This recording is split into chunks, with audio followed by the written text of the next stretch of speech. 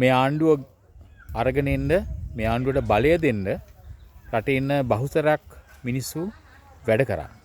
වගේම ඡන්ද දුන්නා.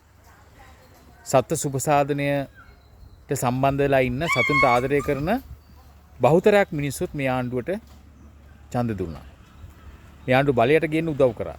ඒ බලයට ගේන්න උදව් කරන්න ප්‍රධාන හේතු උනේ ඇත්තටම රට ඇතුලේ මේ සත්තු සම්බන්ධයෙන් ජාතික ප්‍රතිපත්තියක් හදන්න. සතුන්ගේ ආරක්ෂාව සම්බන්ධයෙන් ජාතික ප්‍රතිපත්තියක් හදන්න තියෙන අවශ්‍යතාවය නිසා. සත්ත්ව සුබසාධන පනත සම්මත කරගන්න, ඒ වගේම අනමනත් සකස් කරලා මේ සත්තුන්ගේ ජීවත් වෙන්න අයිතිය තහවුරු කරන එක තමයි අත්‍තරම මේ ආණ්ඩුවට ඡන්ද දුන්න සත්ත්ව සුබදාන සම්බන්ධ බහුතරයකගේ අදහස උනේ. ඒත් අද දවසේ අපි දුන්නේ ඡන්දය සම්බන්ධයෙන් සතුටු වෙනවද දුක් වෙනවද කියන එක ගැන ඊටාම නරක අදහසක් තමයි තියෙන්නේ. ඇත්තටම ලාල්කාන්ත ඇමතිතුමා තමන්ගේ ගොවි බිමට එන සත්තුන්ට ඕන දෙයක් කරන්න කියලා කිව්වට පස්සේ අපි ජාතික ප්‍රතිපත්තියකට කෙටුම්පතක් අරගෙන පරිසර අමාත්‍යාංශයට දුන්නා මේ රටේ ඉන්න සියලු ගහණයන් සම්බන්ධයෙන් කළමනාකරණය කිරීම සඳහා නිශ්චිත වැඩපිළිවෙලක් හදන්න කියලා. හැබැයි පරිසර අමාත්‍යාංශයෙන් ඒකට අවශ්‍ය කරන කටයුතු කරේ නැහැ. ඊට පස්සේ රිලා ගහණය පාලනය කරන්න කියලා රිලව් සැත්කම් කරන්න පටන් ගත්තා. අපි කිව්වා ඒකත් අසාර්ථක වෙනවා කියලා කිව්වා වගේ මේක අසාර්ථක වුණා. ඊපස්සේ අලි එලවන්න පටන් ගත්තා. අපි කිව්වා අලි එලවන්න එපා කියලා. හැබැයි ඒ වැඩපිළිවෙලත් අසාර්ථක වුණා. දැන් ඊයේ පෙරේදා සංගණනයක් තිබ්බා. අපි කිව්වා සංගණනය කරනවා නම් කරන්න ඕන ක්‍රමවේදයක් තියෙනවා. සහ ওই විදිහට කරන්න එක අසාර්ථක වෙන්න පුළුවන් කියලා. ඒකත් අහන්නේ නැතුව කරා. දැම්ම ඇමතිතුමාම කියනවා, ලාල්කන්ද ඇමතිතුමාම කියනවා මේ ගහණය සංගණනය නැවත වාරයක් කරන්න සිද්ධ වෙයි කියලා. ඒ වගේම සමහර තැන්වල අද මම එක නිවේදනයක් දැක්ක මේක වාර්තාවක්. ඒ වාර්තාවේ තියෙනවා එක තැනක විතරක් දඬු ලෙන්නු 11000 ගණක් ඉන්නවා කියලා සංඛ්‍යාලයකන දීලා කියලා. එන සමහර තැන්වල වැරදි සංඛ්‍යාලයකට තියෙනවා. වැරදි ගණනය කිරීම තියෙනවා. ඉතින් මේ වගේ මට තේරෙන්නේ නැහැ මේ ආණ්ඩුවට කවුද උපදෙස් දෙන්නේ කියලා, කවුද මේ ආණ්ඩුව නොමග යවන්නේ කියලා. ඇත්තටම මේ විදිහට යනවා නම් මේ සත්තුන්ගේ ආරක්ෂාව පිළිබඳ ඉතාම දැඩි අර්බුදයක් තියෙනවා. ඊළඟට පටන් ගත්තා බදුල්ලේ නගරේ බල්ලෝ ඉන්නවා වැඩි කියලා. ඇත්තටම බදුල්ලේ නගරේ ඉන්න බල්ලෝ සපා කාලා රෝහල් ගත වෙන ප්‍රමාණය ගොඩක් වැඩි කියලා වාර්තාවක් ආවා. ඇත්තටම හොයලා බලනකොට බදුල්ලේ නගරේ රෝහල් ගත වෙන සුනකයන් සපා කැම නිසා රෝහල් ගත වෙන ඒ සංඛ්‍යාවෙන් 95%ක්ම සපා කාලා තියෙන ගෙදර ඉන්න සුනකයන්. ඒ වගේම ගොඩක් තැන්වල දැන් සත්තු වැඩි කියලා හැමතැනින්ම කතා ඇහෙනවා. ඒ කතාත් එක්ක ආණ්ඩුව ඒ තැන්වලට ගැලපෙන විදිහට මෝඩ උත්තර හොයන්න ගිහිල්ලා ඊටාම නරක විදිහට තියෙන අර්බුදයකට මේ තත්ත්වය අරගෙන යනවා.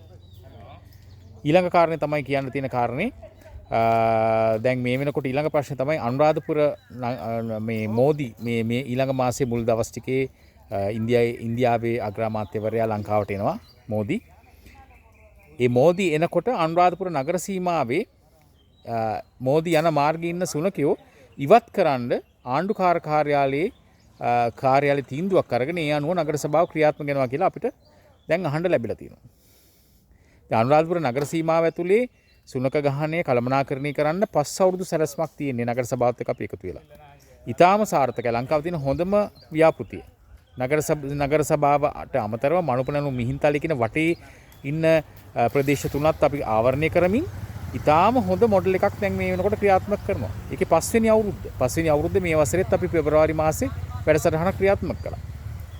ඉතින් මෙවැනි වූ වැඩපිළිවෙල පවා තියෙද්දි මේ කිසිම දෙයක් ගැන අධ්‍යයනය කරන්නේ නැතුව මේ කිසිම දෙයක් ගැන හොයලා බලන්නේ නැතුව හිතුව මනාපෙට එක්කෙනෙක් දෙන්නේ කියන දේවල් වලට මේ වගේ තීරණ ගන්න එක සම්බන්ධයෙන් අපි දැඩි විරෝධයක් දක්වනවා. ඒ වගේම මේ යන විදිහට ගියොත් මම හිතන්නේ මේ ආණ්ඩුව වටේ ඉන්න මේ විදිහට මෝඩ උගතුන්ගේ උපදෙස් අහන්න ගියොත් එහෙම මේ ආණ්ඩුව ඊටාම ඉක්මනින් අර්බුදයකට යනවා කියලා අපි ඇත්තටම අපිට කියන්න තියෙනවා. මොකද ගහණයක් කළමනාකරණය කරන ඇත්තට ඔබ කියන එක ඇත්ත. සත්තු සම්බන්ධයෙන් සමහර තැන්වල ගැටලු සහගත තත්ත්වයන් මිනිසුන්ට ඇති වෙලා තියෙනවා. ඒකට උත්තර හොයන්න ඕනේ. මොකද මේ ආණ්ඩුව මේ ආණ්ඩුව ආවට පස්සේ ආපු අර්බුද නෙමෙයි ඔක්කොම තියෙන්නේ. දීර්ඝ කාලයක් තිස්සේ ඇතිවෙච්ච අර්බුද තියෙන්නේ. ඉතින් මේ ආණ්ඩුව මොකටද හදිස්සියේ මේ සත්තුන්ගේ ජීවිත පව අනතුරට දාමින් සත්තුන්ගේ ජීවිත වල වටිනාකම නැති කරලා දාමින් ඇයි මේ වගේ තීන්දුව ගන්න යන්නේ? ඇයි මේකට හරියට කළමනාකරණය කරලා කරයිම සඳහා කමිටුවක් පත් කරලා ඒ කමිටුව අනුව තීන්දුව తీරන අරගෙන වැඩ කරන්න බැරිද? දැන් සුනක ගහණය පාලනය කිරීම සඳහා සෞඛ්‍ය දෙපාර්තමේන්තුවෙන් වැඩසටහනක් 2008 ඉඳන් සිද්ධ කරා. දැන් මේ අවුරුද්ද සෞඛ්‍ය දෙපාර්තමේන්තුවෙන් වැඩසටහන සිද්ධ කරන්නේත් නැහැ. එතකොට ඒ වගේ තිබුණු හොඳ වැඩසටහන් පවා නතර කරමින් තිබෙනවා. එතකොට අවසානයේදී සිද්ධ වෙන්නේ මේ පාරින් ඉන්න සුනකයෝ සියල්ල මරලා දාන එකද? ඉතින් මට තේරෙන්නේ නැහැ මම ආණ්ඩුවේ මං කියන්නේ බලධාරීන්ට කියන්නේ ආණ්ඩුවේ බලධාරීන්ට එක්ක සම්බන්ධකම් තියෙන අයට කියන්නේ කරුණා කරලා කුල සත්තුන්ට ආදරය නම් ජනාධිපතිතුමාට අගමැතිතුමියට වගේම ඇමතිවරුන්ට മന്ത്രിවරුන්ට කියන්න මේ ප්‍රශ්නය හොඳට කල්පනා කරලා බලලා සැලසුම් සහගත විදියට මේ සුනකයෝ වගේම සියලු සතුන් සම්බන්ධයෙන් ගැටලුව විසඳන්න කියලා. හැබැයි සුපුරුදු විදිහට තව කෙනෙක් අනිකා කරගන්න එපා. සත්තුන්ව අනිකා කරගෙන සත්තුත් එක්ක එරියස් කව කරන්න හදන්න එපා. එහෙම නැත්නම් එක්කෙනාගේ හිතලුව වලට වැඩ කරන්න එපා. මේක විද්‍යාත්මකව කරන්න ඕන වැඩක්. හින්දා විද්‍යාත්මකව ගහන කළමනාකරණය කරන්න මැදිහත් වෙන්න කියලා හැම කෙනෙක්ම මේ ආණ්ඩුවෙන් ඉල්ලීමක් කරන්න. ඒ වගේම අනුරාධපුර නගර සීමාවේ මෝදි එන වෙලාවට බල්ලෝ අහිං කරන්න යන තීන්දුව ඉතාම මෝඩ තීන්දුවක්. මොකද ඉන්දියාවේ නවදිල්ලියේ එයාපෝට් එකේ පවා බල්ලෝ ඉන්නවා. අපේ ලංකාවෙත් එයාපෝට් එක ඇතුලේ බල්ලෝ නැහැ. ඉන්දියාවේ නවදිල්ලි එයාපෝට් එකෙත් බල්ලෝ ඉන්නවා. ඉන්දියාවේ නගරේ ගත්තට පස්සේ ඉන්දියාවේ ඕන තරම් බල්ලෝ ඉන්නවා. ලංකාවට වැඩිය වීදි සුනකයෝ කමියුනිටි ඩොග්ලා මිනිස්සුත් එක්ක ගැවසෙන බල්ලෝ ඕන තරම් ඉන්නවා ඉන්දියාවේ නවදිල්ලි වල.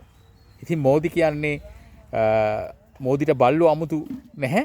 මෝදිට බල්ලෝ බෝධි සත්තුන්ට ආදරය කරන කෙනෙක්. අපි දැක්ක පහුගිය කාලේ මෝදි එක්තරා මේ මම හිතන්නේ අදානිගේ ඇනිමල් සැන්චුරි එකත් බලන්න ගිහිල්ලා සත්තු අත ගගා ඉන්නවා අපි දැක්කා. තියා සත්තුන්ට ආදරය කෙනෙක්. ඉතින් සත්තුන්ට ආදරය කෙනෙක් වීදි සුනකයෝ ඉන්න රටක අගමැති කෙනෙක් ලංකාවට එනකොට සුනකයෝ අයින් කරන්න ගන්න තීන්දුව ඉතාම අමඤෝන්‍ය ක්‍රියාවක්. මේ වගේ මෝඩ උපදේශ විහිළුවට ලක්වන උපදේශ මේ ආණ්ඩුවට දෙන්නේ කවුද කියන අපි දන්නේ නැහැ. හැබැයි අපි ආණ්ඩුවෙන් ඉල්ලීමක් කරනවා අපේ ඡන්දේ වටිනාකම තියන්න. හැබැයි ආණ්ඩුව දිගින් දිගටම අනිවාර්යෙන් සතුන්ට එරෙහිව මේ වගේ වැඩ කරන්න ගියොත් ඔබ කොච්චර බලවත් වුණත් අපි ඔබට එරෙහි වෙනවාමයි.